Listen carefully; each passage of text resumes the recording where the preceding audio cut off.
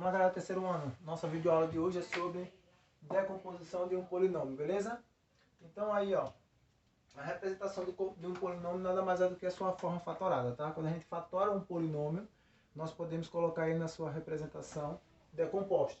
Que geralmente a gente vai trabalhar com polinômios do primeiro, segundo, terceiro, quarto grau, quinto grau ali, né?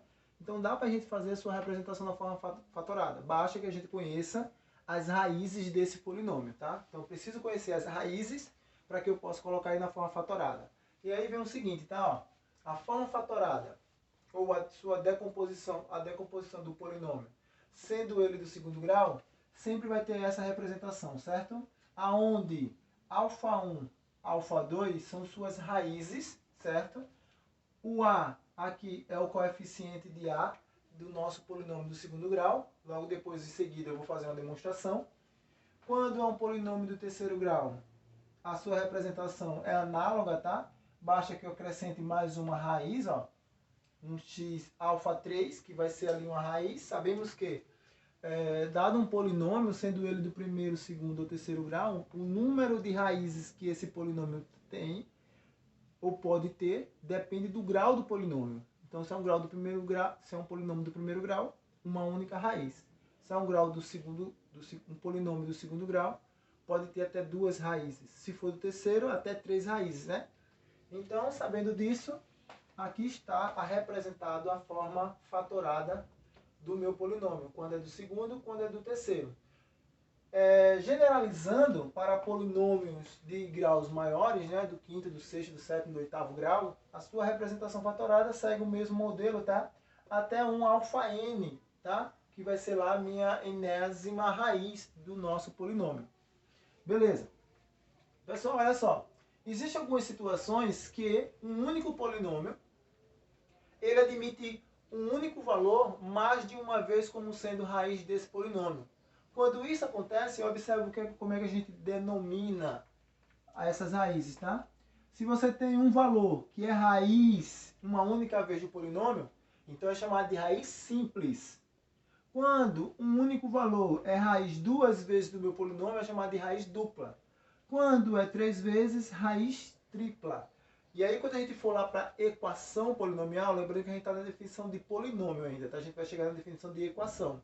Então, quando a gente vai lá na equação polinomial, esses caras aqui, esse ainda vai continuar sendo chamado de simples, esse vai ser chamado de raiz de multiplicidade 2, e esse vai ser chamado de multiplicidade 3, certo? Só questão de nomenclaturas aí, mas se refere à mesma situação. E um polinômio ainda pode admitir raízes que são números complexos, tá? Lembra lá de números complexos lá, que é a representação do nosso izinho, né?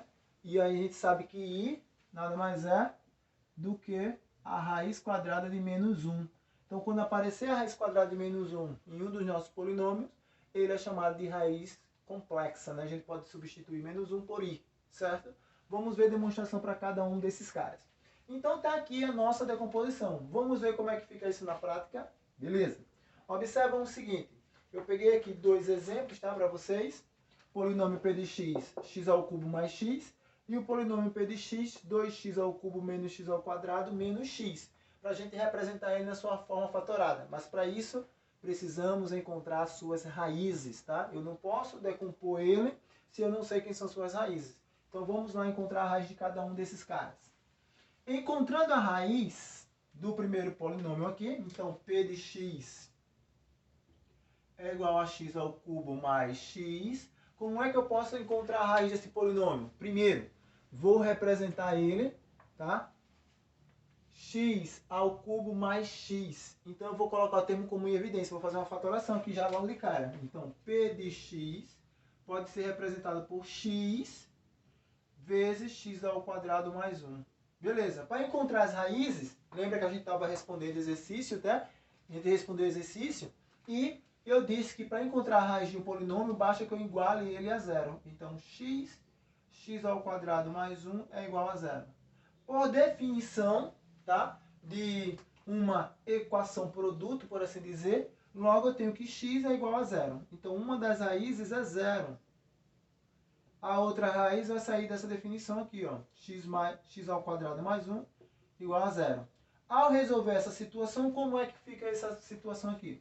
Vai ficar x² igual a menos 1, logo x é igual a mais ou menos, está em forma de potência, passa para o segundo membro em forma de raiz quadrada de menos 1. Aí lembra que eu falei, ó? Raiz quadrada de menos 1 é i, é a unidade imaginária de um número complexo. Então, x é igual a mais ou menos i. Está aqui encontrada todas as raízes do meu polinômio p de x³ mais x, né? E aí eu tenho a representação da fatoração. Logo, meu p de x, como é do terceiro grau, ele é representado por a vezes x menos α1 vezes x menos α2 vezes x menos α3. E aí como fica na colocação aqui quando eu descubro as raízes? Vou lá. Então, p de x é igual a... Quem é o valor de a? 1, né? O a é o coeficiente do termo de maior grau do meu polinômio. Então, beleza. É 1.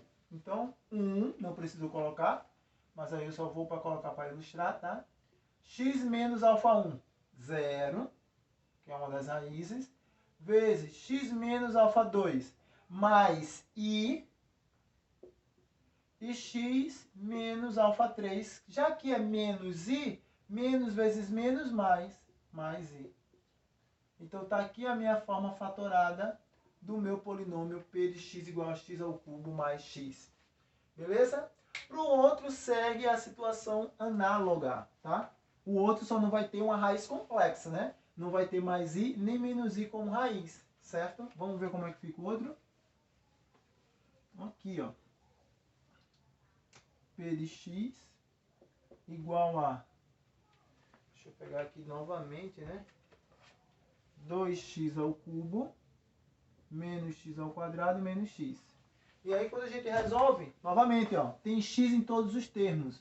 Vou representar colocando x em evidência. Então, x colocado em evidência vai ficar 2x² menos x menos 1. E isso é igual a 0 porque eu quero encontrar as raízes. Logo, de cara, x é igual a 0. X é igual a 0.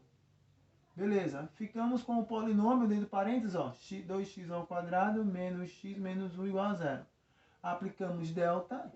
Delta é b² menos 4 vezes a vezes c, né? 4ac. Então, delta vai ser igual a 1 mais 8. Delta igual a 9. Encontrado o valor de delta, você parte para o encontro das raízes x e x duas linhas, né? Então fica x é igual a menos b, menos menos 1, mais ou menos a raiz de 9, que é a raiz de delta, né? Por duas vezes o valor de a, que é 2. X' vai ser 1 mais 3, que é a raiz quadrada de 9, dividido por 4. Isso vai ficar 4 por 4, que dá 1. X' vai ficar 1 menos 3 dividido por 4, que vai me dar menos meio, a resposta final. Beleza, descobri as três raízes. 0, 1 e menos meio. Vou colocar na minha forma fatorada. Novamente a mesma representação, tá?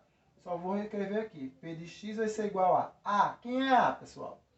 A, nesse caso, é 2. Então, 2 que multiplica x menos α1, 0. Vezes x menos α2. α2 é 1.